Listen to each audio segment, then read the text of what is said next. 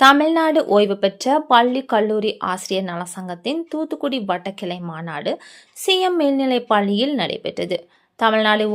தமிழ்நாடு ஓய்வு பெற்ற பள்ளி கல்லூரி ஆசிரியர் நலசங்கம் சார்பில் தூத்துக்குடி வட்டக்கிளை மாநாடு தூத்துக்குடி ரெங்கநாதபுரம் சிஎம் மேல்நிலைப் பள்ளியில் நடைபெற்றது.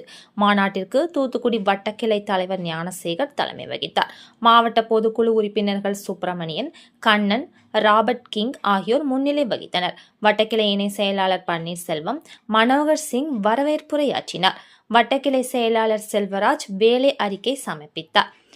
வட்டக்கிளை பொருளாளர் சுந்தர் சிங் நிதிநிலை அறிக்கை வாசித்தார்.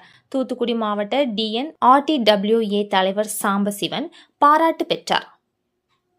தூத்துக்குடி மாவட்ட செயலாளர் முத்தையா, DNRTWA மாவட்ட பொருளாளர் கண்ணையா, மாநில பொதுக்குழு உறுப்பினர் சங்கரலிங்கம் ஆகியோர் வாழ்த்துரை வழங்கினர். தீர்மானங்களை முன்மொழிந்து வழிமொழிந்து DNRTWA மாநில இணை செயலாளர் லீலாவதி சிறப்புரையாற்றினார். வட்டக்கிளை துணைத் தலைவர் இந்துமதி நன்றியுரையாற்றினார். கூட்டத்தில் மாநில அரசின் தேர்தல் வாக்குறுதியான 70 வயது நிறைவடைந்த ஓய்வூதியர், குடும்ப ஓய்வூதியருக்கு 10% கூடுதல் ஓய்வூதியம், குடும்ப ஓய்வூதியம் வழங்க வேண்டும், புதிய மருத்துவ காப்பீடு திட்டத்தில் கேஷ்லெஸ் ட்ரீட்மெண்டை அமல்படுத்த வேண்டும், மத்திய அரசின் ஓய்வூதியர்களை பாதிக்கும் நிதி மசோதா 2025 வாபஸ் பெற வேண்டும், மூத்த குடிமக்களுக்கு வழங்கப்பட்ட ரயில் பயண கட்டண சலுகையை மீண்டும் வழங்கிட வேண்டும் உள்ளிட்ட கோரிக்கைகள் முன்வைக்கப்பட்டன.